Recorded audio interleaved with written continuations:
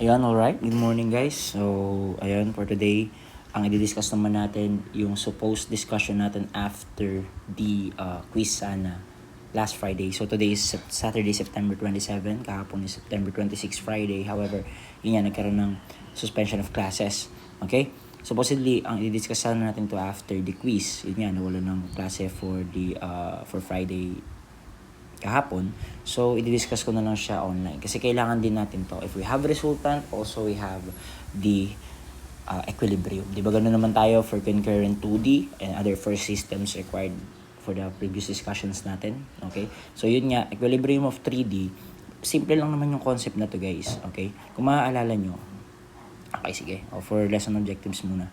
After the end of this discussion, okay, we are expected to learn the following. Una is to study the composition of equilibrium of concurrent force system and determine the required forces for equilibrium condition of concurrent force system.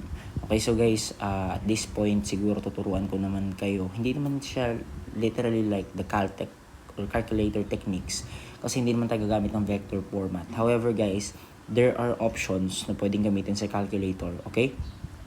Para mas madali ma-present or para mas madali mo ma-solve yung mga problems. Okay? So, I hope guys na ano dito, na makinig kayo mabuti and mapanood nyo sana to para mas maging madali na yung pagsosolve nyo when you're going to solve for the equilibrium of the resultant forces. And yung calculator strategy na yun is applicable din for most of the applications sa ibang subject, sabihin na natin. And guys, kasi since I expect that you guys lahat ng hawak ko is first takers, okay? So I hope hindi yun din kasi i-apply yung calculator na technique na ituturo ko mamaya. Actually, hindi nga siya calculator technique, basta calculator means siya para ma-solve mo na mas mabilis. Kung hindi mo naman nagigets yung whole concept. So, there's no point na aralin yung calculator technique na yun if hindi mo pa rin alam yung concept. So, please watch the video and tingnan nyo na lang mabuti kung paano ba gagawin natin doon. Okay? So, yan. Determine the required forces for equilibrium condition of concurrent forces. Yun lang naman. Kung titingnan nyo, parang kung mapansinin nyo guys, iikot lang most of our topics sa scalar notation dito. Okay? Kasi mas madali, tama. And then mas dito siya lagi ginagamit sa scalar notation. If you mapapansin mo, napanood mo pa rin sa first video natin that ang focus ko doon is the scalar notation. And then guys, di ba sa scalar notation natin, nag-consider tayo ng slope.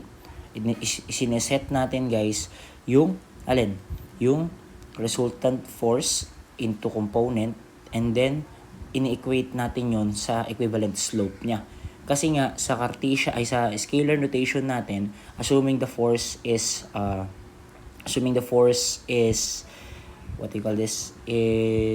fixed at a certain point, ibig sabihin makakapag-establish ka dyan ng mga coordinate positions. Kapag sinabi yung cable mo is fixed at a certain point, okay, makakapag-establish ka dyan ng coordinate locations mo. Okay, in a sense na magsisimula ka doon sa origin kung nasaan yung axis na point of reference mo. Okay? Ikaw naman magse-set ng point of reference mo, pero since sometimes the given agad sa problem, so wala tayong magiging problem for that. Okay? And then, ayun nga lang guys, same lang din siya for the scalar notation. Bakit ganyan? Makikita nyo mamaya kung bakit same lang sila. Pero what I want you guys to is kung mapapansin nyo kasi procedural lang. Gagawin mo, una kukuha ka i-establish ka ng coordinate points. Kukunin mo yung point ng bawat points dun sa may problem mo. And then susunod dun is mag-head to tail method ka naman. Kapag mag-head to tail method ka, ilo-locate mo kung nasaan ba yung origin ng forces mo. And again guys, yung location or yung coordinates natin o yung position coordinates natin ng bawat point is nakadepende sa reference axis mo. Okay? Magi-start ka ng solving mo from 0. Okay? For example, okay. Diba? Nakadepende guys. For example, ito yung plane mo. Okay? And then ito yung ayun yung force mo. Ngayon, yung location na to is nakadepende siya dito. Okay? Nakadepende siya dito sa may coordinate or sa may reference axis mo. Okay? Ibig sabihin, ano yung x value niya from this point. Ano yung x, ay sabihin natin y to, x and then z. Ano yung y value niya, ano yung x value niya, at ano naman yung z value niya. Ay, titingnan mo, nandito lang naman siya. So, okay, so ganun yun guys. Ganun mag-establish ng reference point. Okay? Now, ano ba yung naiiba? Bakit same lang ba yung pinakita ko sa inyo? Maiiba lang kasi yan because of the concept of equilibrium. Hindi ba before, kung maaalala nyo, okay? Maaalala nyo, ang resultant natin is the combined effect of all the forces acting on an object. Okay?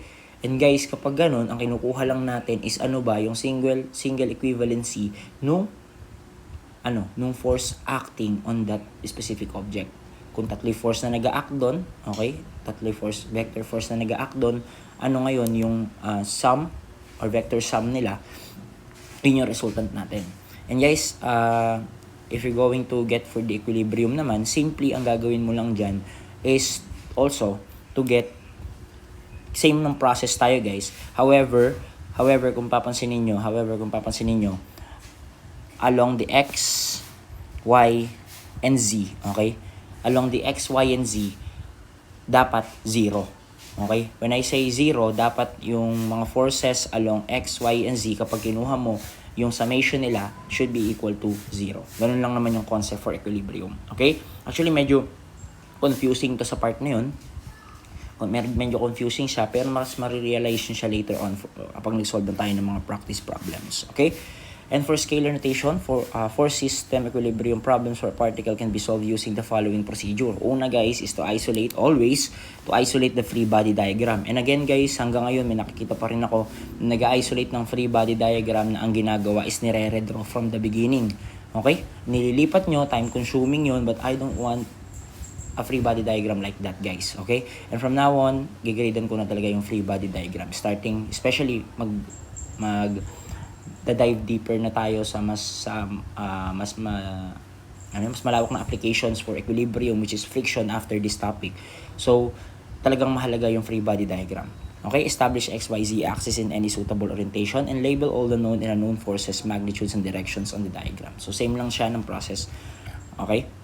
And then equations of equilibrium. Apply the equations of resultant fx equal to 0, fy equal to 0, and fz is equal to 0. For convenience, arrows can be written alongside each equation to define the positive directions. Okay, and by the way guys, since yung right hand rule is applicable, okay, only if meron tayong fixed na pagkakasunduan na rotation ng fixed na rotation ng ating angle, fixed rotation ng ating figure, okay?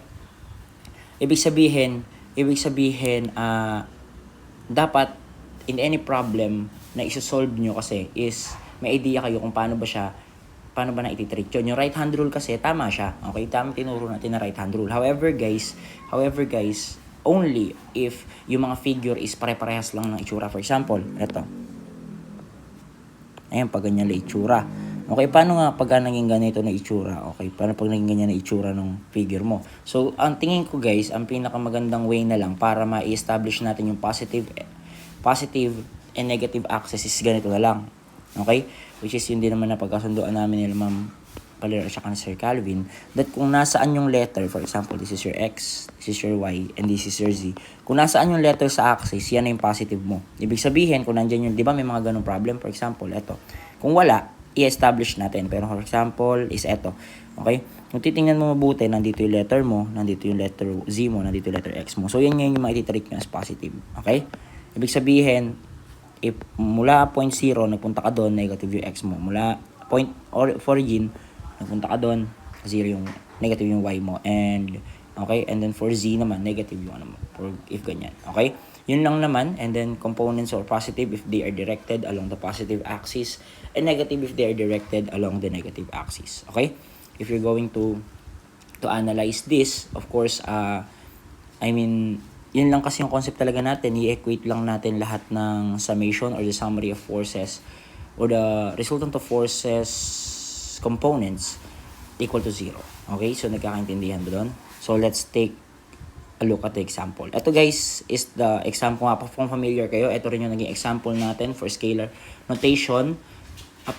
Application naman to ng resultants. However guys, ang gagawin naman natin is, ang gagawin naman natin is, yun nga, magsosolve tayo by the concept of equilibrium. So this is the first problem, okay?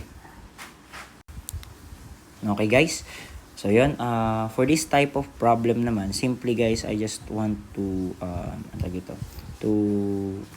naglilipat lang ako ng ibang note para mas may present ko guys yung problem natin mas maayos kasi medyo limited yung space for presentation. Anyway, a vertical boom AE, same lang to guys. Okay, supported by guy wires A to B, C to D, and AE. And as a weight of 500 Newton. Okay? Find the tension in force AB, AC, and AD. Guys, alam nyo, kung ano man yung kung ano man yung na-observe ko is that you are very fixated on a type of problems na binibigay sa inyo. Like, kapag binigay sa inyo sa example, dapat pagdating ng quizzes, siya na rin. Which, guys, naintindihan ko yun. Okay? Kasi nga, ang nasa isip natin is to solve the problem based on kung paano siya naturo. Okay? And I appreciate those people, those students na nagdi-dig deeper pa towards the topic. Biro lang yun, but I have no problem if you are going to find other references, other video lectures regarding the topic. Okay?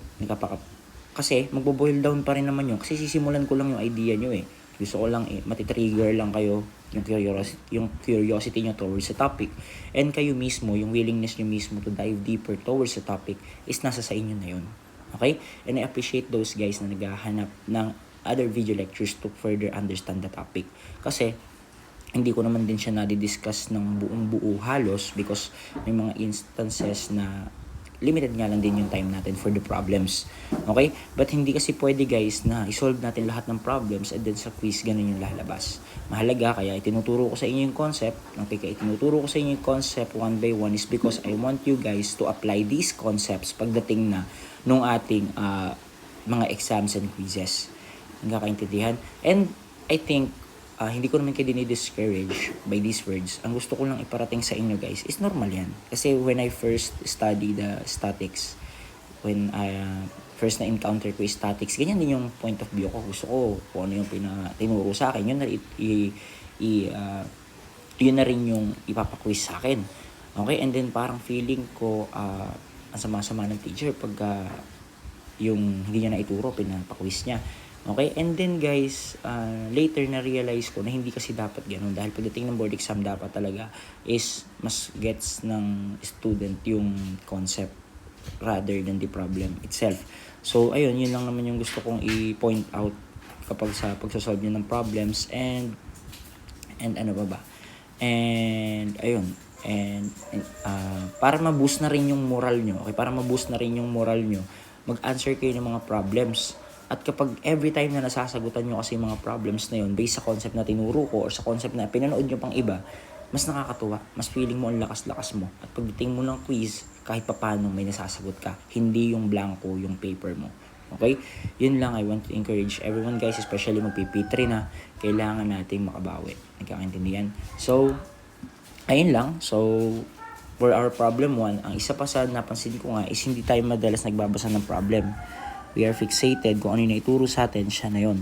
However, kung titingnan nyo mabuti, kailangan nyo basahin yung problem. Okay?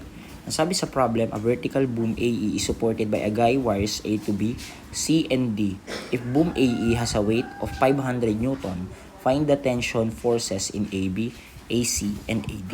Ibig sabihin, we need to find the AB, okay, the AC, okay, baguhin natin siguro. Asan ba yung kulay green ko?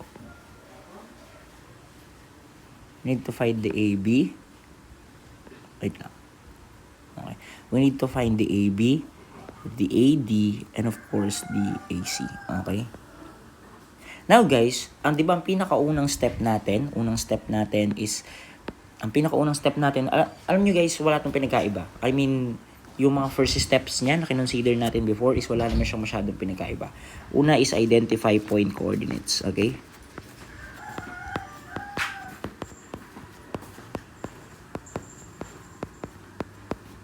Identify point coordinates. Since dito, sabi ko sa inyo kanina, kung nasaan yung letter, siya yung ano natin, siya yung magiging positive axis natin. Since wala siyang binanggit dito, tayo na lang mag-establish. Although, pwede naman kasi, okay, ako na lang mag-establish. So, this is positive x. Let's say that's positive x. Pwede rin natin sabihin that this is, ano naman, positive y.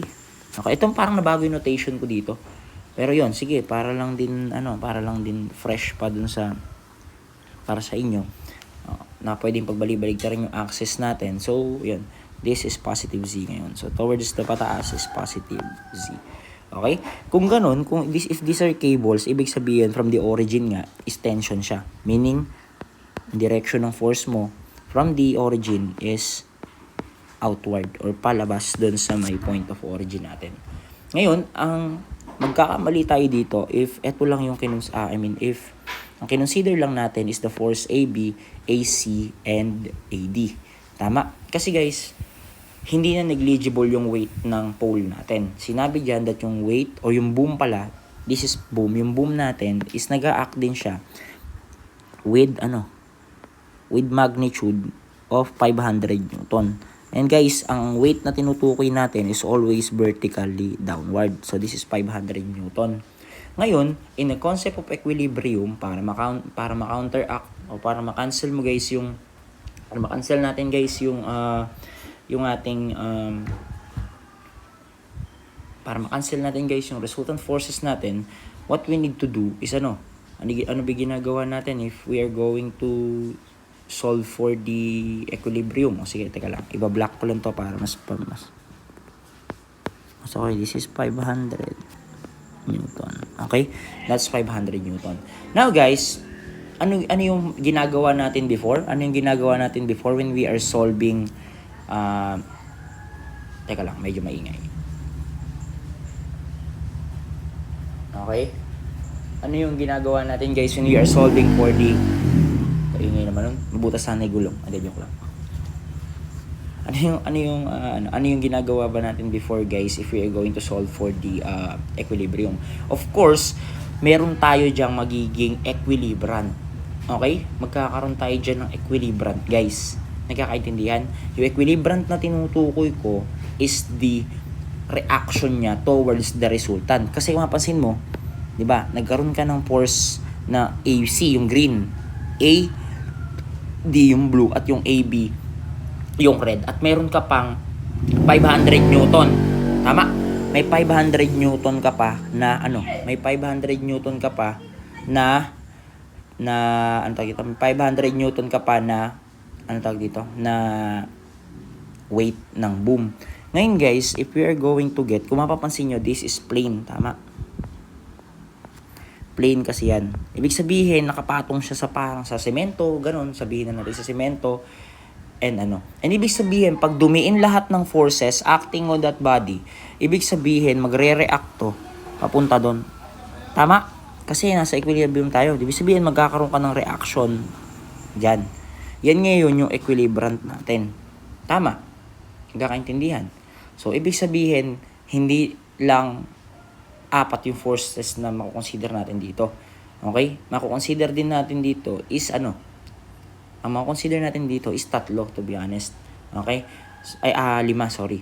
Now, I want you guys to take a look at this figure. Diba sabi natin to identify the coordinate locations? Kung dito tayo, yung point natin na yan, pwede ba nating sabihin, ito guys is, na lang to, negative 4, 0, and then 3. Ayan yung ating coordinate dyan, tama? Negative 4 yung x, 0 yung wait lang. 0 yung sorry, teka lang, medyo baliktad pala yung rotation ko dito. So this is z pala, sorry. This is z. Positive z. I don't know if nagkaikot-ikot yung ko, but yun, parang pinuprove ko lang. Ito kasi yung y, ang na-solve ko kasi dito guys is okay. Ang nagamit ko kasi dito guys is ito, so maiikot yung solving ko. So ito na lang gamitin natin. Okay? Nagkakaintindihan? Yeah. And then guys, establish point coordinate. Ibig sabihin, along the y-axis, yung ito mo is hindi mo siya gagalaw along the y-axis.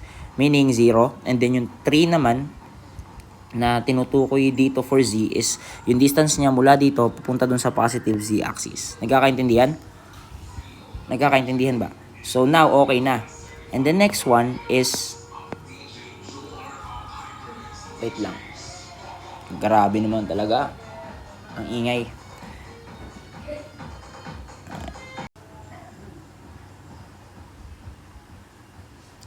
Okay, so yun. May dumaan lang titindo ng speaker. So yun, naghahanap buhay siya. So, dati siya pwede pigilin, di ba? So for D, bumalik. Yun, so for point D naman, basically, ang kailangan lang natin gamitin is, for positive X, we have 6. And for Y, we have positive, for Y, we have 0 as well. Kasi, yun nga, Y yung nasa ano natin. And for Z naman, is mula dito, papunta dito towards the positive Z axis.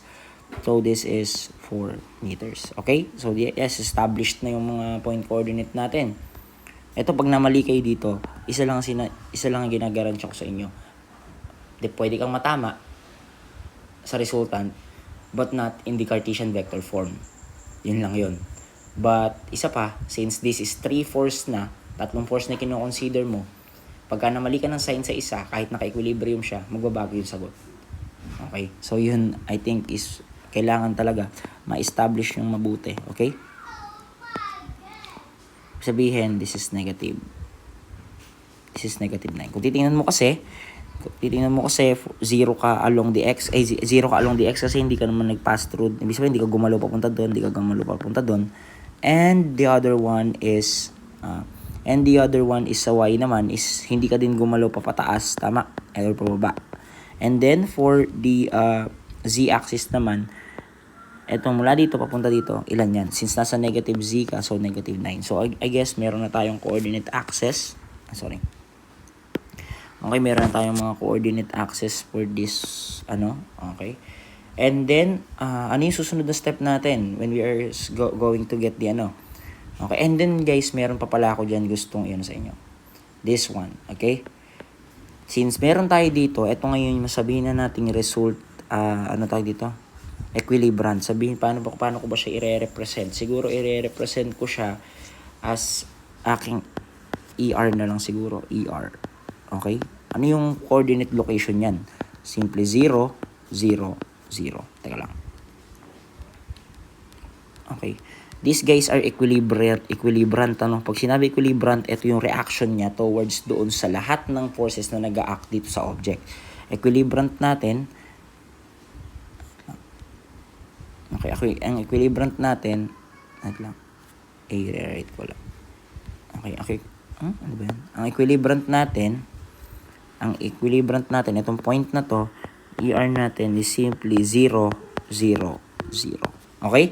And then, papunta siya sa A. Kung titingnan mo, papunta siya sa A, di ba? Di ba, ang head natin na A is simply equal to 0, positive 12, and 0. Mamaya, ma-realize nyo kung bakit or para saan yan. Okay, this is for A. No, this is for A. Okay?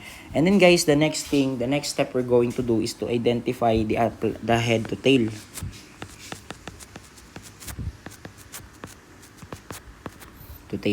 Simply, ulitin ko lang yun before. So, C, A. Okay. Ulitin ko lang yun before is negative 4, 0, 3. Ito, speedrun na lang natin to. This is the point coordinate of A. And then, for C naman, mamaya na natin i-solve. So, for DA naman, D and A, ang point coordinate ng D is 6, 0, and then 4. And then 0, 12, and then 0. Okay, and then for the last one is for BD. For B, A naman pala, sorry, for AB. Okay, ang point coordinate ng A ay ng B is 0, 0, and negative 9. So 0, 0, and negative 9. And then another one is, ito pa rin, same lang naman sila, which is equal to 0. Okay? Now, solving for the head minus tail, AC, ilan to? So, negative 4. 0 minus 12 is negative 12. This is 3. Kung mapasin nyo, same lang kasi siya. So, in-speedrun ko na lang siya. AD, 6, negative 12, and then positive 4. Tama? And if we're down for the last one, so AB is equal to 0, negative 12, and then negative 9. Kung titingnan nyo guys, eto na yung ano natin.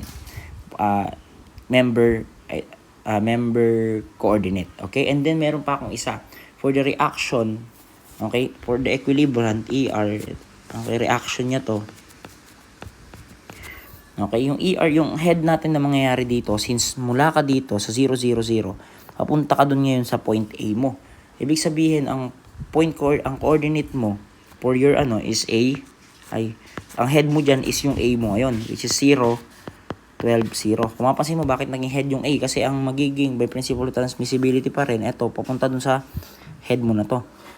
Pag ganyan yan. Tama? At yun nga, fixed point lang yan, hindi tatagos hanggang dun sa may dulo yan. Hanggang dito lang magiging force mo dyan. Okay, hanggang dito sa point A lang na to. So, ibig sabihin, limited ka. Kapag limited yung space mo, ibig sabihin, i-represent mo siya as point coordinate, as a scalar notation, okay? So, ang nangyari dyan is 0, 0, 0. So, simply guys, ang magiging, sabihin natin, ERA na lang to, ERA is simply equal to 0. So, 12 minus 0 is 12 and then 0. So, mamaya, ipapaliwanag natin yan. Now, guys, what I want you to do is to, to get the, find D. So, find the D. Okay? Para guys pala sa mga sa mga hindi pa nakapanood nung first video at inuna to, okay? Yung head minus tail natin, 'di ba kinuha natin yung point coordinate na to. May minus natin, ma-minus natin dito sa may tail niya. At lahat ng force na 'yan, ang tail niya kasi is 0, 12 and 0. So mapansin mo, this is the head ng C, this is the coordinate to C, which is head ng force AC, okay? And so on. Nagkakaintindihan? So, doon nakuha yun. Okay, for find the D naman, so for DAC, okay, DAC, AC, DAC, DAD, okay, so DAD,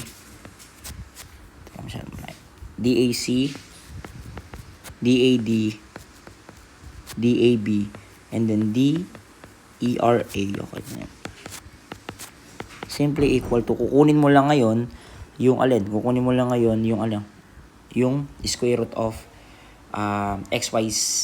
x plus y plus z niya. So, square root of squares. So, square root, teka lang, sulat mo muna ulit natin. Ito ako mag-solve niyan guys especially kailangan solution. Sinusulat ko muna lahat. Sabi sabihin, negative 4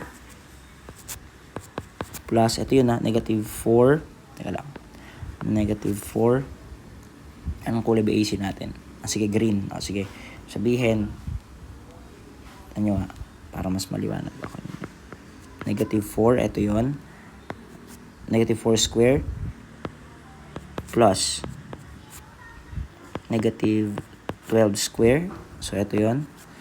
Plus 3 square. Okay? Tama. So, next one is for our AD. AD naman is blue. Sige, blue naman. Unahin natin to. Sabihin, square root of 6 square. Ano pa? Plus, negative 12. Negative 12 square. Plus, ilan yung z value niya? 4. Okay, so this is plus 4 square. Next one is the AB. For AB naman, anong kulay ba yung AB ko? For AB is red. Okay. For AB guys, simply 0 square, 12 square, negative 12 square, negative 9 square.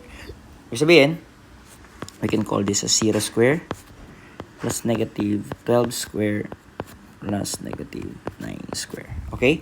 So, equating those, ilan makukuha natin? For DAC, we have 13. Alam ko, same lang to sa una We have 14, we have 15. And then for equilibrant naman, simply it is equal to 0 square plus negative 12 square plus 0 square. Simply it is equal to 12. Okay? So, tapos na tayo for that particular solution. Now, guys, is the applying the equations of equilibrium. Okay? Ito medyo mahaba yung process na to. But again, ituturo ko sa inyo later on kung paano ba siya masosolve using your calculator. Okay? So, I think Yan, ganun na muna siguro. Okay. Okay, so solve na natin siya using the long method muna tayo. Okay. Using the long method. Ngayon, if you're going to get this one, okay, if you're going to get the number 4 naman, is to applying equations of equilibrium. Ito guys, applying the equations, okay, of equilibrium. Ito guys is long method to, no?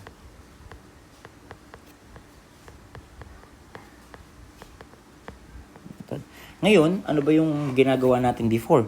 Isa-set natin ngayon itong fx equal to 0. Tama? Yung ginagawa natin dyan is, di ba basically, kapag ka nagsasummation ka ng fx is simply equal. Dito ko na ipapakita, okay? Sa fx lang. Fx is equal to, is equal to FAC. Okay? And then DACX over DAC. Tama? And then plus FAD multiplied by DADX over DAD, and then plus FAB multiplied by DADZ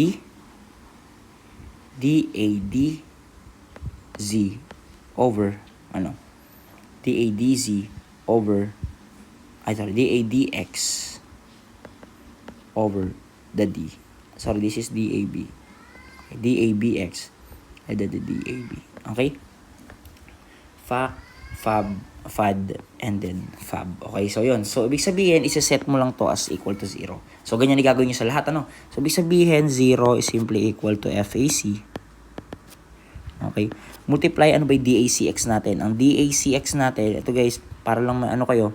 Ito guys, yung DACX, DACY, and then DACZ.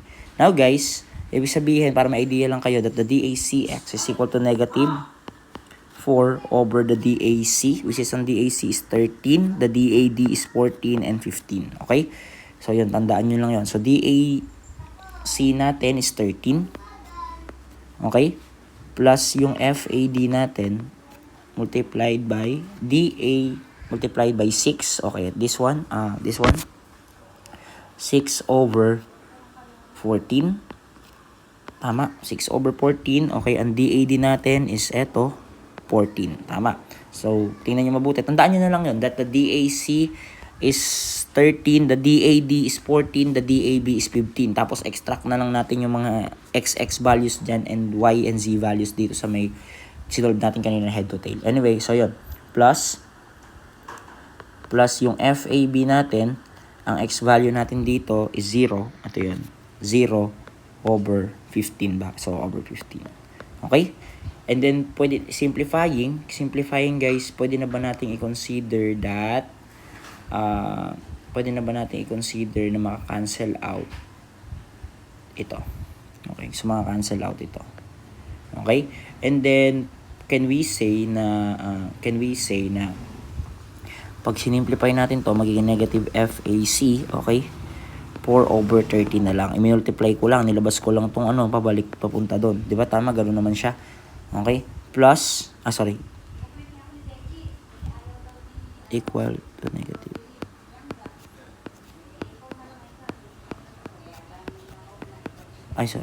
Wala na yung negative doon.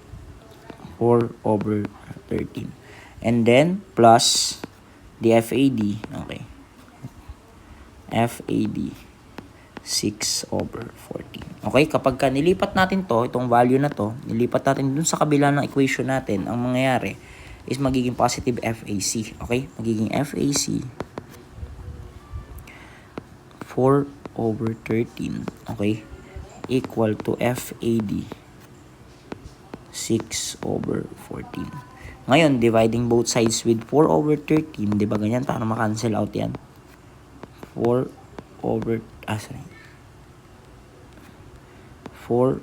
13. Calculate ko na lang yan. That 6 over 14 divided by 4 over 13 is FAC equal to FAD, okay, 39 over 28. So this is your equation. Okay, this is your equation number 1. Okay? Now guys, what I want you to do naman is to get the Fy. Okay? Ang dami, haba. Is to get the Fy. So Fy mo is equal to 0. So hindi ko na ilalagay yung base formulas niyan. Okay? Teka lang. And I want to minimize this figure. Liitan ko na lang para isang na lang siya, isang page lang ang mangyayari dito. Okay?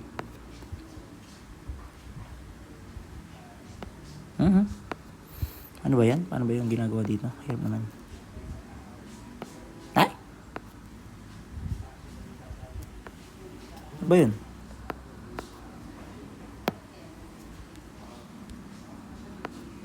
I-resize. Yung nadali. Okay.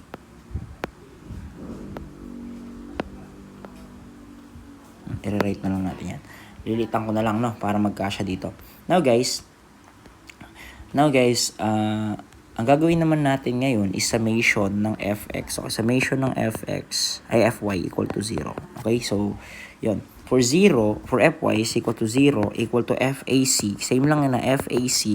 Ano yung dacy natin? Ang dacy natin is negative 12. I think negative 12 lahat. So if you're going to get that, negative 12 over 13, okay, plus FAD, negative 12 over 14. I mean, over 13 yung kanina. Plus FAB, negative 12, 15. Okay? And then, ano pa? And then, guys, kung titingnan nyo mabuti, meron tayong 500 plus 500, okay, plus 500, wait lang. So, ayun, meron pa pala tayong nakalimutan dito sa may DA natin. Okay, iano ko lang. Di ba guys, sabi ko, lahat guys ng forces na present doon sa, okay, lahat ng forces doon sa present, kailangan kunan mo ng point coordinate. Or ng coordinate, niya. So, teka lang, ito. Although, wala naman problem. Kulang lang talaga. Okay. Wala naman na mali. Same lang siya. Ito pa. Okay. Ito yung for reaction to eh. For reaction. Ito naman yung for 500 Newton. Weight. For 500 Newton weight, di ba mapansin nyo na nanggaling siya dito? Dito siya manggagaling, always pababa yan. Ang weight guys, tatandaan nyo, is always vertically downward. Ibig sabihin, ang magiging head niya is didiin naman siya papunta dito sa letter E. Ibig sabihin, ang magiging tail niya is 0, 12, 0. Ang magiging head niya naman is 0, 0, 0. Mapapansin nyo, yung pagkakaiba. Babaligtad sila parang baligtad lang sila Kasi, mapapansin nyo, ang origin ng weight natin is dito. Pupunta ngayon yan, didiin yan papunta dito. So, ang head mo is 0, 0, 0, which is nandito. And then, tail mo is yung from the origin A. So, ibig sabihin, consider natin that this is, for weight, is ang head niya for weight is, sabihin natin weight, wait lang. Ang head niya, tama, is weight, okay, which is equal to 0, 0, 0. Okay, yun dun papunta niya. And then A naman is equal to 0, 12, and then 0. And then kukunin mo guys yung niyan. So WA, sabihin natin WA, 0, negative 12, and then 0. Nagkakaintindihan? And then kapag kinuha mo, yung DWA is simply equal to same lang din dito. 0 square. Pinagkaiba, positive siya. Square. Plus, sorry, yung palang ERA natin is positive. So, this is not negative. Okay, this is positive. Okay? Ito ang negative. Okay? Ito ang negative. Okay? And then, 0 square. Although same lang kasi makukuha mo rin naman sila. Pero, yun nga. Mas mainam na consistent tayo sa sign. So, okay na. And then, guys, what I want you to do now is to take a look at this. Ngayon, kung titingnan nyo, along the y-axis, if you're going to analyze along the y-axis, along this y-axis, ano pa yung force na nag-a-act sa kanya? Bukod dun sa mga vertical component ng FAC, FAD, at FAB. Bukod sa y component nun, ano pa? So, titingnan nyo yung 500, which is, ang denotion natin, guys, is pababa siya. Papunta siya dun sa negative y-axis. Ibig sabihin, negative 500. And then ngayon, ano yung niya? Ano yung DW? Ang mangyayari dito is the DWAY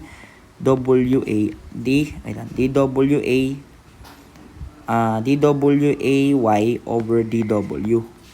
Okay? Ngayon, ang DWAY niya, guys, is simply, ang DWAY niya is eto. Tama? This 12 right there. Okay. Yung 12 na yan. Ito yon, yung DWAY niya. Ibig sabihin, this is negative 12. At ito naman, yung DW niya, ito, yung portion na to, is still or the same as positive 12. Okay? Ibig sabihin, simplifying, I think, okay, simplifying, 0 is equal to FAC negative 12 over 13 plus FAD negative 12 over 14 plus FAB negative 12 over 15. Okay? Minus 500. Negative 500 multiplied by negative 12 over 12. And negative 12 over 12 is simply 1. So, negative 1 times 500 plus 500. Tama? Okay, I hope maliwanag tayo for that part. So, ibig sabihin, pwede na ba nating isabihin that this is our equation 2 ngayon? Number 2. Now, what I want you to do, okay, what I want you to do, guys, is, minimize ko lang ulit ito. Masyadong malaki. Okay, minimize ko lang ulit yan. And what I want you to do, guys, is to substitute, okay? Ang next step natin is to substitute equation 1. This is solving simultaneously kasi equation 1 to our equation number 2. If that's the case, anong gusto kong gawin? Ibig sabihin, yung equation 1 natin, extract lang natin, equation 1 natin, that the FAB, this one, FAC is equal to FAD, okay, 39 over 28. Okay, 39 over 28.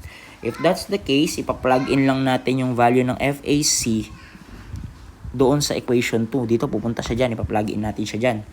Okay? And then, ang mangyayari, so basically 0 is equal to ano? Okay, basically 0, is that FAC? Okay, tama. FAC is equal to ano? So, ibig sabihin, can we say that yung FAC natin, okay, FAC natin, take a look. Okay. Yung FAC natin, 0 is equal to FAC. Okay? FAC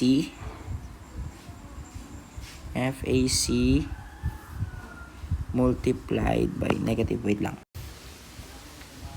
So, ayun. FAC is equal to negative. I think, para mas ma-appreciate nyo lang yung problem, ganito na lang gawin natin. Okay? Ang gawin muna natin is to represent na lang natin, guys, yung pwede nyo naman siyang sa FAC i-represent. Okay? And then, ipa-plug in yung FAC papunta dito. Okay? Pero, guys, I think, para mas ma-appreciate nyo na pwede siyang gamitin in all of the cases, ito na lang gawin natin. Can we represent that FAC, okay, FAD, paano gagawin natin? I-represent na lang natin siya in terms of FAD na lang. So, i-divide mo to both sides by 39.28. Okay, 39 over 28. Ngayon, ang mangyayari dito, cancel out to. Ngayon, yung FAD mo, ito, take a look pa natin na FAD mo is simply equal to FAC over 39 over 28. And then, guys, di ba by rule, ang ginagawa natin, ino-over natin to sa 1, tapos natin i-extreme and means. Okay? Ganyan lang pagsisimplify. Ang mangyayari dito is magiging FAC 28, tama, over 1 minus 39 is 39. Ibig sabihin, ma-represent mo ngayon yung value, wait lang, ng FAD mo as FAC 28 over 39. Pwede din yan, pwede din naman yan. Ibig sabihin, kung nirepresent mo siya sa FAD, ipa-plugin mo siya dito sa FAD. Yung FAC kanina, pwede rin yun. Wala naman magbabago doon, makukuha nyo pa rin yung tamang sagot. Pero yun, binigyan ko lang kayo ng medyo, paano if FAD naman yung gagamitin, okay? Yun, inisip ko din mabuti, nabigyan kayo ng other option. Now, so for 0, it is simply equal to FAC. Tama, this is equation 2 na, no? Equation 2, itong portion na to. Okay, FAC, negative 12 over 13. Since guys, nabago mo na yung FAD, ibig sabihin, i-represent mo na yung FAD as in terms of FAC, itong portion na to. Pag pinalitan mo yung FAD, basically, plus, ang mangyayari dito, instead of FAD na ilagay mo, FAC, okay, minimize kasi natin yung unknowns, multiply by 28 over 39. Ito ngayon, yung FAD mo. Yan yung FAD mo. And ano pa yung kulang? FAD pa lang meron, di ito pa, i-multiply mo pa yan. So, negative, burahin na natin to. Pinakita ko lang that's your FAD. Tama. Multiplied by negative 12 over 14. And then, plus FAB. Okay, plus FAB, negative 12 over 15. Plus the 500. Okay? Nagkakaintindihan? So, if that's the case, pwede na ba nating i-simplify? So, I think yes, pwede na nating i-simplify. I-represent na lang natin siguro. Okay? I-represent na lang natin siguro as, i-minimize muna natin. Okay? Okay. Ang mangyayari lang naman sa atin dito is simply, pag nag-multiply mo to, okay, pag nag-multiply mo yung 28 over 39 sa negative 12 over 14, is simply 8 over, teka lang, multiply ko nga, 28 over 39 times negative 12 over 14. Ang lalabas is 8 over 13, okay, is 28 over 39 times negative 12 minus negative 12 over 14. Ang lalabas is negative 8, okay, negative 8 over 13. So, kung titingnan nyo, okay, so 0, okay, so 0 is equal to FAC multiplied by negative 12 over 13, okay, tama.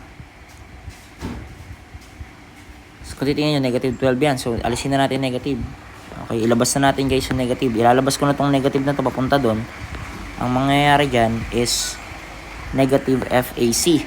Ngayon, since eto naka-negative din to, so pag minultiply mo to dito, minultiply mo din doon, magne-negative din yan, tama? Okay, so ibig sabihin, negative to, negative yan. FAC din, multiplied by 8 over 13. 8 over 13. Tama. 8 over 13 plus ano pa? Plus negative 12 plus negative, sorry. Ilalabas na rin natin tong negative 12 na to papunta dun sa AB.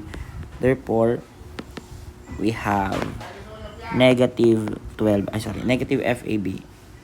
Negative FAB multiplied by 12 over 15 plus 500. So, yun lang. And then, guys, pag pinagsama mo to, since FAC have common terms, ibig sabihin, pwede mo pagsamahin yung 12 over 13, okay? Since negative yan, negative 12 over 13, saka 8 over 13. Pag pinag-plus mo yung negative 12 over 13, plus negative 8 over 13, simply, 8 lang pala.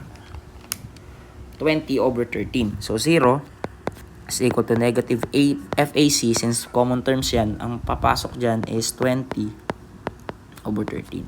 And then, minus FAB multiplied by 12 over 15 plus 500. Okay? Now, pwede na ba natin siyang ilipat? Sige, ilipat na natin. Okay? Okay, lipat na natin. Teka lang. Ang gawin nga natin, ilipat na natin yung para ma-minimize natin yung, tama ito. Ang ko lang is ma-minimize lang yung solution. Ang gawin natin, ilipat na rin natin to at the same time. Lipat na natin siya dyan. Okay? So, ibig sabihin, magiging FAB. Magiging FAB na yan. Magiging FAB 12 over 15. Okay, is equal to negative FAC 20 over 13 na nga pala yan. Okay, 20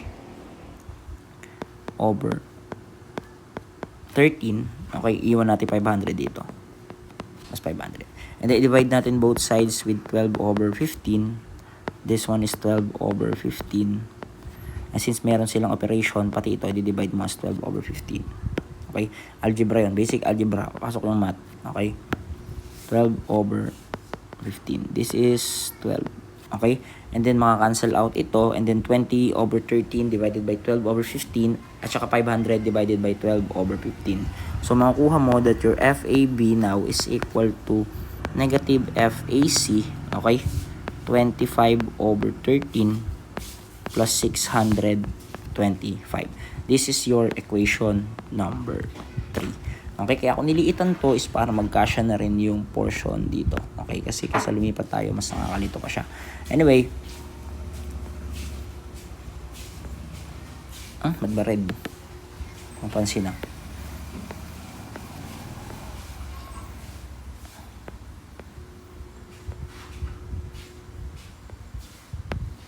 Anyway, ayan na. Anyway, ang kailangan natin gawin ngayon is for step na mahaba. Sabi sa inyo, mahaba ito eh. Ang kailangan natin gawin ngayon is for the FAZ. Ngayon naman, FFZ. Ngayon naman is i-consider natin yung FZ.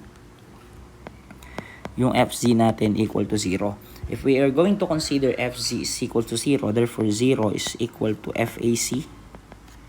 Ano yung DAZ natin? DACZ is 3 over the DAC is 13 plus FAD multiplied by 4 over 14 plus FAB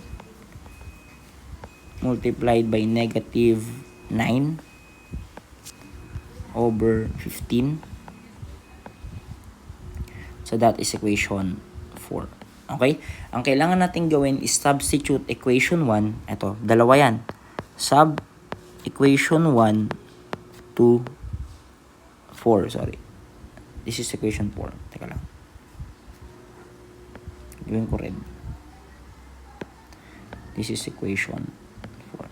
What I want you to do, guys, is to sub the equation 1 to equation 4. At isa pa, yung equation 3 to equation 4. Laro-laro yan kung hanggang ano yung makancel mo. Ngayon, ano yung equation 1 natin? Ang equation 1 natin, whereas yung equation 1 natin is equal to FAD is equal to FAC 28 over 39. Okay? Ngayon naman, for equation number 3 natin, simply equal to FAB equal to negative FAC 25.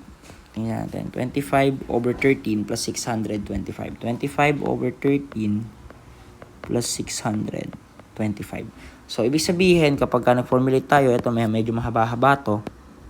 FAC 3 over 13, okay? Plus FAC 28 over 39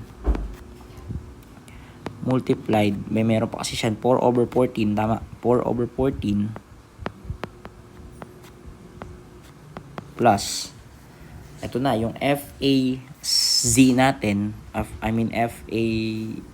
yung FAB natin is i-represent natin siya as FAC. Sabihin, negative FAC 25 over 13 plus 6 to 5, may kulang pa tayo dito. Okay, times, ano yung ano niya? Negative 9 over 14. Okay, ayan. So, calculating, okay, makukuha natin that your FAC is equal to, is equal to 235.887 Newton tension, okay?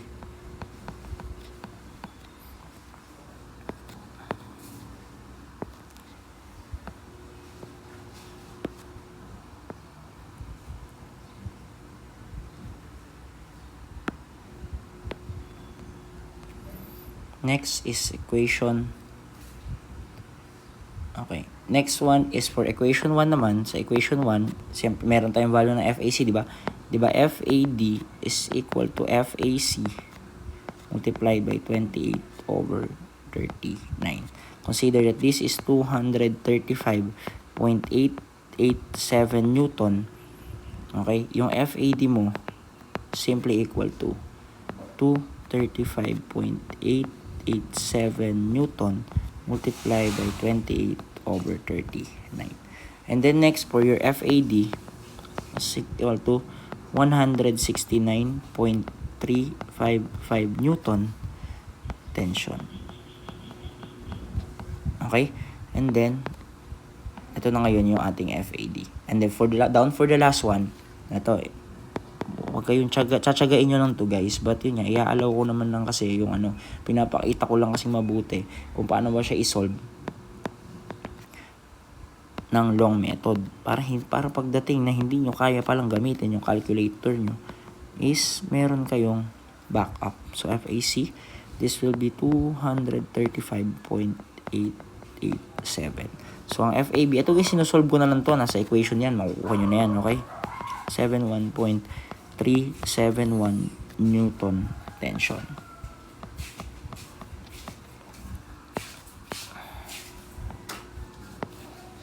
Yan, intindihan. So, ibig sabihin, can we say that, yan. And, here. Okay? Ayan ngayon yung natin. Now guys, tingnan nyo mabuti. Okay? Ito yung for the long method. Okay, so gusto nyo bang matutunan kung paano siya i-solve using the calculator? So, yan. Iyaano ko lang. Ito. Disclaimer lang, I'm not teaching you calculator technique. Kasi kung ang iniisip nyo ng calculator technique is yung mga kapag-solve kayo ng mga bilis. Ito guys is calculator way lang. Paano ka mag-solve ng 2 equations, 2 unknowns, 3 equations, 3 unknowns. Okay? But guys, ang sinasabi kasi na calculator technique during the board examination is yung hindi mo na kailangan sulat sa papel. Dire-diretso na yung gagawin mo sa calculator. But ito guys, kailangan nyo pa rin siya isulat. So yun, meron tayong calculator technique for that. So ito is specifically for Canon So hindi ko nasulat. For Canon F89 SGA transparent, yung black na Canon, yung typical na Canon na ginagamit nyo. But for each calculator naman, explore nyo na lang din. So una, okay, pagka nag-mode, kasi dyan, pag nag-mode 5 plus 1 ka dyan, 5 plus 1. Mode 5, mode and then 5, mode 5 lang muna, mode 5. Pag nag-mode 5 ka dyan, ang lalabas dyan is yung ganito. This is your 2, 3, and then 4. Okay? Unknown, equation, unknown, sige na nga. Unknown, EQN, and then the equation. Ngayon, ito guys, ginagamit to if you have, ibig sabihin na to is 1, 2, 3. At ipipindutin mo kung para ma-activate mo yung prompt, parang prompt yan. And then, ito naman kulay green na to, siya naman yung nag-indicate that 2 unknowns yung hanapin, 3 unknowns, hanggang 4 unknowns meron pala dito. Anyway guys, ang kailangan natin sabihin, ito lang na makadalasang ginagamit natin dyan. Unahin natin yung 1, 2 unknown. Unahin natin yung prompt 1, which is 2 unknown, EQN. Binilugang ko. Okay. Now guys, ang form na to should be AX plus by equal to C. Okay? Ipagpalagay natin na ganito guys ha. Ang magiging form niyan, pag pinindot mo yung 1 is ganito. Is A na. So this is A, this is B, C na nakaganito yan. Para siyang naka-matrix. Okay? And then this is equation 1 and then 2. And then this is nakalagay dito 0, 0, 0, 0. Diyan mo ipa-plug in kasi yung values. Okay? Ngayon, for example, ibig sabihin ito equation 1 mo. Ito equation 2. Nagkakaintindihan? Ngayon, ang form daw natin is ax plus by is equal to z, is equal to c. Ibig sabihin, ang magiging form mo, magbigay tayo example. Okay? Pag nagbigay tayo ng example dyan, okay, pag nagbigay tayo ng example dyan, for equation 1 for example, is 5x. Gawin natin AB. Okay? Gawin natin 5AB for example. Force AB. Okay? Plus 3AC. Okay? Plus 6 equal to 0. Okay? Yan. And then for equation 2, you have negative 7A. Ewan ko kung meron na nakakaalam ng way na to, no? But if meron, good for you. AC minus 7 equal to 0. Eh di ba ang sabi natin that the form should be ax plus by equal to c. Kailangan ilabas mo yung constant. Okay? Ano yung ax natin? Ibig sabihin, pag nire-write natin yan, so 5ab, okay, plus 3ac, okay, equal to negative 6. Pagka naman ginawa natin, that's negative 7ab. Okay, kailangan magkatapat din to, no? Magkakatapat din yan. Negative 7ab plus 5ac equal to 7. Ngayon, ano yung magiging plug-in mo? Pag nag-mode ano ka, di ba meron kang equation 1 dito, this is eq1, and then your eq2. And this is nakalagay dito, a, b, and then c. Ngayon, ang magiging plug-in mo dito is your coefficient. Ibig sabihin, eto, ngayon, tingnan nyo mabuti kapag yung coefficient ng 5 nilagay mo dito, ibig sabihin, tinitreat mo to as your AB. This is your AC ngayon. And this is your constant. Okay? Ibig sabihin, pag may nahanap ka dyan, this is X din kasi. This is X, the Y. Okay? And that's the X and the Y. Okay? Wala tayong Z value dyan. Okay? And then, ayan na. Ibig sabihin, pagka lalabas sa calculator mo kasi yan, X, Y, Z. So, baka hindi mo alam kung alin doon ititreat mo. Tinreat ko siya as A, B, AC. Para lang, guys, ma-i-apply nyo dun sa ano. But again, guys, yung AB, pag na-equate mo, lumabas is, yung value ng X dun sa i-equate mo is equal to A, B. Okay? Now, ibig sabihin, ano mo lang, ipapasok mo lang yung alin. Ipapasok mo lang yung, this is 5AB. Ipapasok mo lang guys yung coefficient. Ano ba yung coefficient na natawag? Etong, and then include the sign. Okay? Ibig sabihin, can we say that yung coefficient ng AB mo is 5, and then this is 3. Tama ba? And this is negative 6. Okay? And then this one is negative 7. This one is 5. And this one is 7. Okay? Pagka in-equal mo yan, pag pinrest mo yung equal niyan, ang lalabas dyan is x, y values. Yung x mo diba is equal to AB. And yung y mo is equal to AC. Which is equal to, teka, subukan natin. Mode 5, 1 is 5, 3, and negative 6. And then negative 7, 5, and then 7. Lalabas dyan na meron kang negative 1.08.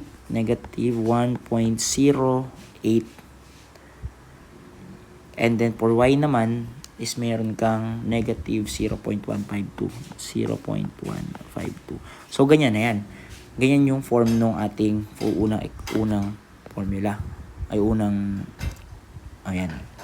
Ayokong tawagin Caltech, baka kasi ma-misinterpret kasi hindi naman nga ito yung Caltech na tinatawag. Ang Caltech na tinatawag is yung although calculator technique to, pero nasa surface pa lang tayo, mayroon pang mas mapapabilis na paraan diyan. So pag nag-mode, mode 3,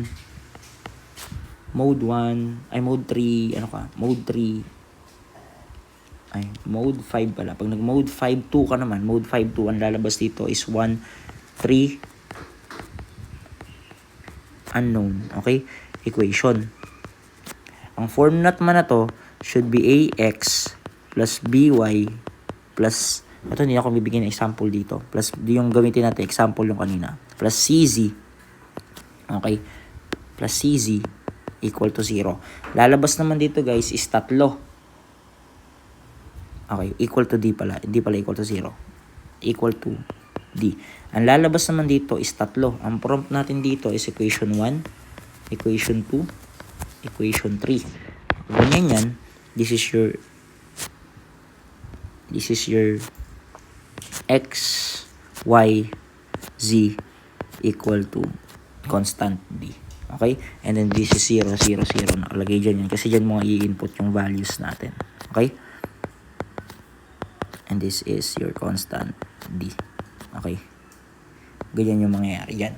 Okay? And then yun nga, pagka meron kang tatlong equations, sige, gamitin natin yung example for that, for the kanina.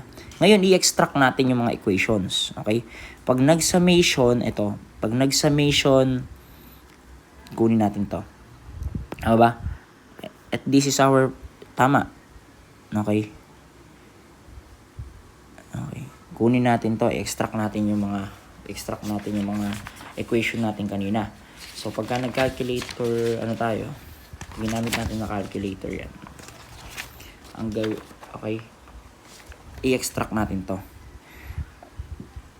Or, kaya naman, ito, i-apply ko lang this is also for this problem, yung gagawin natin. Hindi ba kapag wait lang. Di ba kapag nag-summation, di ba pagka nag-0 natin, guys, or x muna tayo, fx equal to 0. Ang mangyayari dito, yung 0 is equal to FAC, negative 4 over 13, plus FAD, 6 over 14, plus FAB. Ito, wag nyo nang i-cancel out to. Lagay nyo pa rin to, that's 0 over 15, equal to 0 nga. Sige, lagay natin dito sa 0. Lagay natin sa kanan yung 0 para hindi kayo malito. Which is kahit saan mo naman ilagay yan. Okay. And then guys, ito is galing to dito. Ito yan, siya yan. Ito yan, itong portion na to yan. Ayan. Okay, tama. O, yan yung equation natin for fx. Ibig sabihin, that's the first equation. And by the way guys, this is fx, fy, and then the fz equal to 0. Okay? Ayan yung consider natin doon. And then ito guys, yung x na to will be your AB. Tama. AB. Ay, AC pala. AC, AD, and AB. Ganyan lang yun. Okay? XYZ values lang. Sa calcu to, sa calcu.